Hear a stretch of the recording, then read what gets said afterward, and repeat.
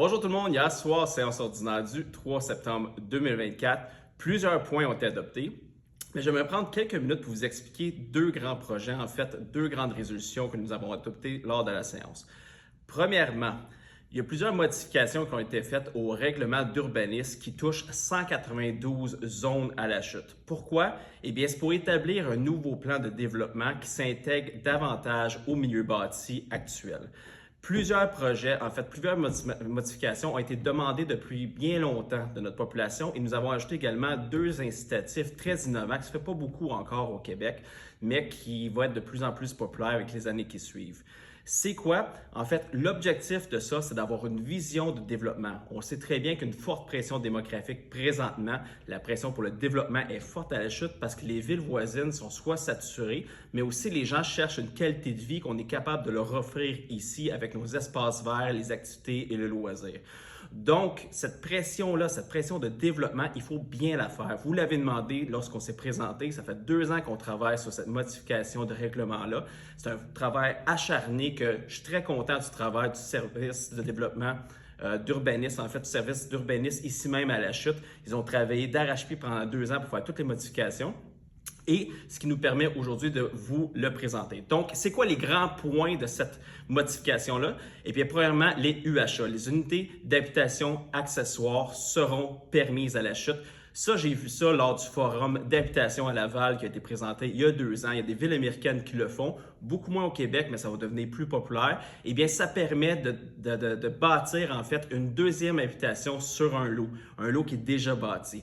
Donc, je donne un exemple, soit agrandir la maison pour avoir de l'intergénérationnel ou avoir une deuxième mini-habitation sur un fond de cour d'une superficie qui le permet déjà. Donc ça, c'est une excellente nouvelle. On a également du zonage incitatif. Zonage incitatif, c'est quoi? Eh bien, lorsque la grille de zonage permet un type de construction, je donne un exemple, un 3 étages, eh bien, pour avoir un 4 étages, le conseil exige que ce soit de l'abordable. Sans abordabilité, il n'y a pas de changement de zonage. Donc, l'incitatif va nous permettre de moduler le développement dans la ville, jouer avec la densité, en échange d'obtenir des loyers abordables. C'est une demande qu'on avait eue depuis longtemps. On le sait, c'est un problème, le coût des loyers à la chute, en fait, au Québec. Donc, on essaie de se battre pour ça, pour vous offrir de l'abordabilité sur le territoire.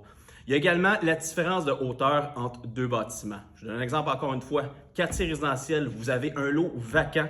Votre maison unifamiliale a 2 étages, eh bien, la hauteur permise sera maximale de 3, donc une différence de 1 étage, peu importe le type de projet. Ce qui nous permet d'éviter que des murs qui se bâtissent dans des quartiers existants à proximité de résidences existantes. Et ça, c'est bon pour d'autres. Je vous donne un exemple, un triplex 3 ou un 3 étages, eh bien, c'est un 4 maximum qui va être permis à côté, sans quoi ça prend des changements. Et évidemment, comme je l'ai dit, au niveau du zonage incitatif, bien, on va exiger des choses, nos conseils, pour l'abordabilité et on ne sera pas énormément flexible à ce niveau-là, surtout pour les quartiers existants. On a déjà présenté le projet de Lorraine où on était capable de joindre, en fait, d'avoir une belle harmonie avec les espaces verts et le développement résidentiel. Eh bien, on compte faire la même chose pour tous les prochains développement résidentiel. Finalement, aussi dans plusieurs secteurs, eh bien, il y avait des hauteurs permises et du nombre d'étages permis. On est venu le réduire dans plusieurs secteurs pour mieux s'harmoniser au cadre bâti. Donc, évidemment, dans des quartiers existants, un peu comme je viens de vous dire, bien, il y avait déjà une certaine permission de bâtir du 5 étages. On l'a réduit à 4. Mais bref, donc ça nous permet vraiment d'avoir un développement qui est beaucoup plus harmonieux et qui va assurer une qualité de vie. On est venu par contre, je vous le dis en toute transparence, densifier certains secteurs de la ville ou permettre la densification de certains secteurs, mais qui ne sont pas adjacents à des quartiers existants, donc qui s'harmonisent très bien, un peu comme le quartier La Lorraine. Donc ça, c'est un des grands projets qu'on a déposé hier soir et adopté à l'unanimité par le conseil municipal. Si vous avez des questions, n'hésitez réellement pas à communiquer avec vos conseillers parce que ce qu'on a déposé, c'est le plan. Nous pouvons communiquer les détails de ce changement de plan de développement. Évidemment, le département d'urbanisme est toujours disposé à répondre à vos questions. Et par la suite, nous ferons une consultation publique le 30 septembre afin de vous entendre sur ce plan de densité-là pour après venir l'adopter final en séance de conseil. Donc, bonne nouvelle. Ensuite, évidemment, un investissement majeur. On le sait que les infrastructures sportives sont un peu déficientes dans la municipalité, mais aussi il faut les entretenir. On le sait très bien qu'il fallait mettre de l'argent.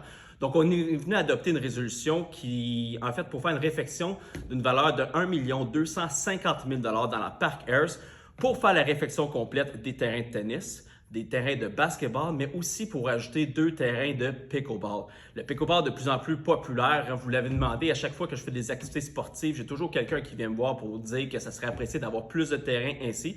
Eh bien, on est venu agir à ce sens-là. Donc, encore une fois, si vous avez des questions sur ce plan-là, vous allez avoir des détails, il va y avoir des communications, mais n'hésitez pas à communiquer avec le conseil municipal. Ça va me faire plaisir de vous répondre. Bonne journée.